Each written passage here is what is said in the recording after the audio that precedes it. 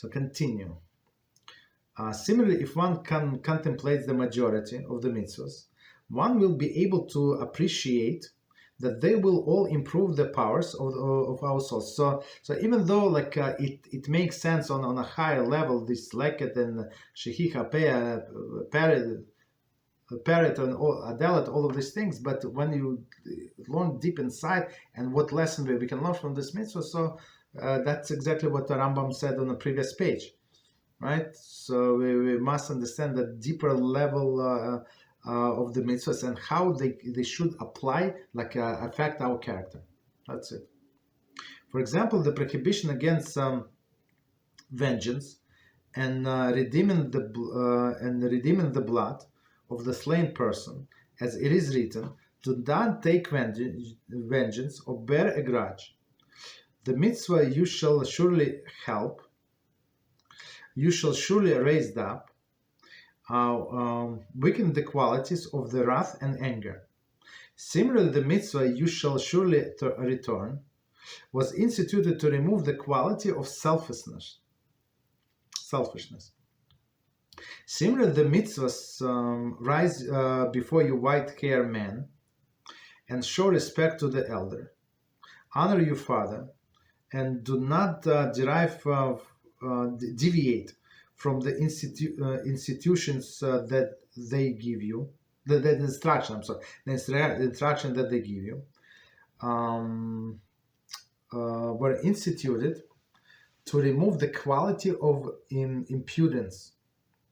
Similarly, we have been warned to keep a distance from the other extremes, extreme reticence, and reflected in a commandment, you shall surely admonish your neighbor. Do not bear sin because of him, and do not become inhibited in the face of any man.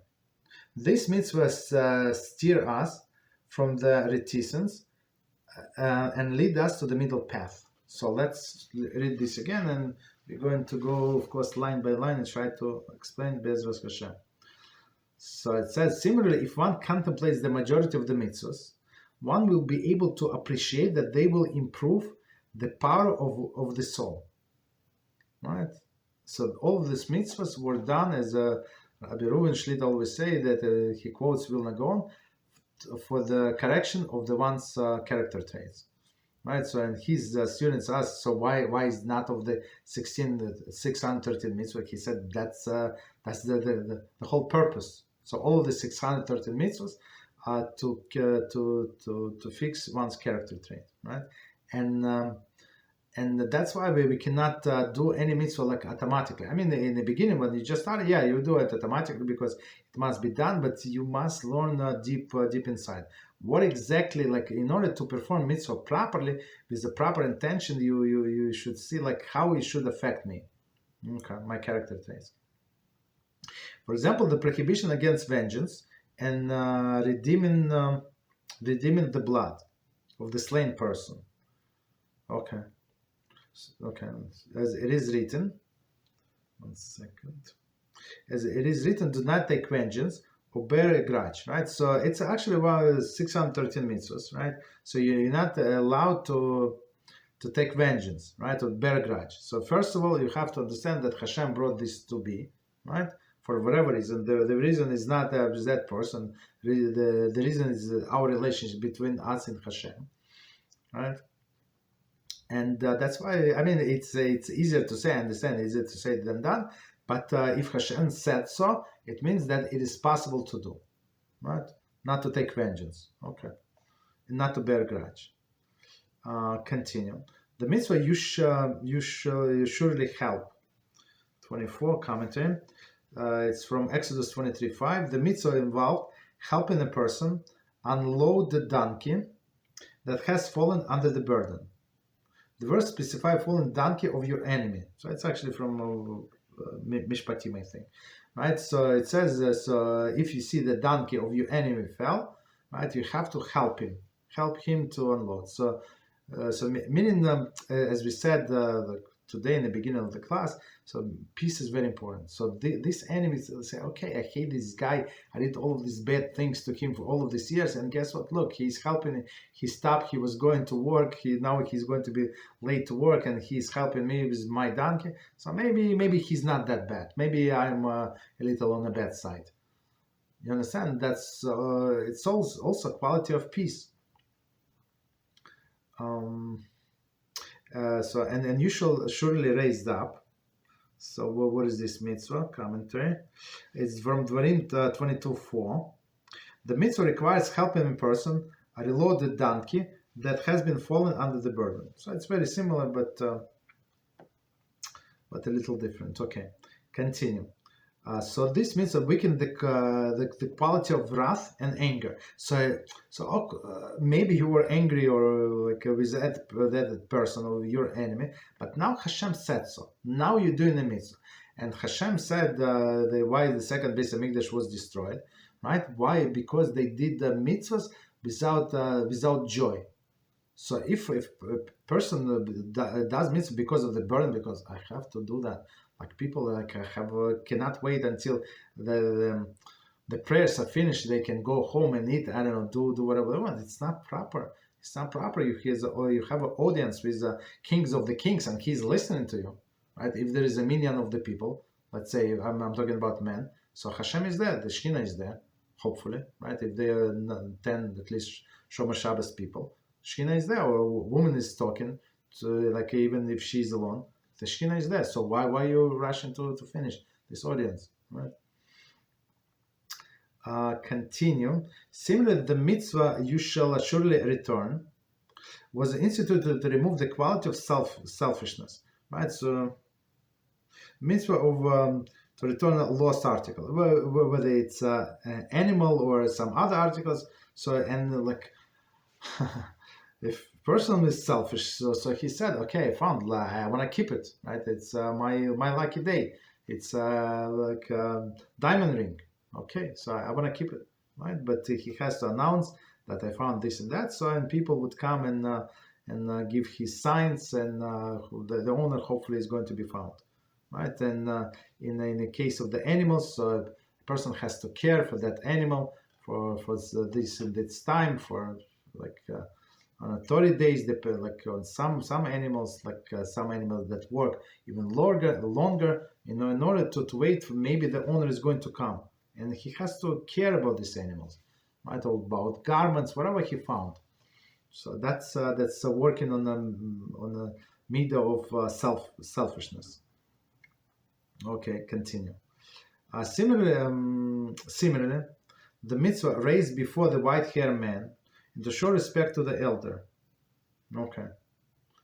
Okay, so that's I think self understood. So, but why the white-haired man? It's there is no Hebrew, but it's zaken. So zaken actually our sages translate a little different, and we learn it in Rambam Hilchas Talmud Torah, right? I think we learn it. Okay, so we said that, so that the zaken, it's not necessarily somebody like a white-haired man, but it's actually somebody is wise in wisdom, right? It could be 20 years old, right? 25, like Vilna Gaon, I think, but by the age 7 he completed Shas, or 8, 9, like so. Before a person like this, you have to stand up, right? With respect. Honor your father. So you have to have appreciation for your father. So it says that people who do not have appreciation, to other people, they do not have appreciation to HaShem. It's almost guarantee.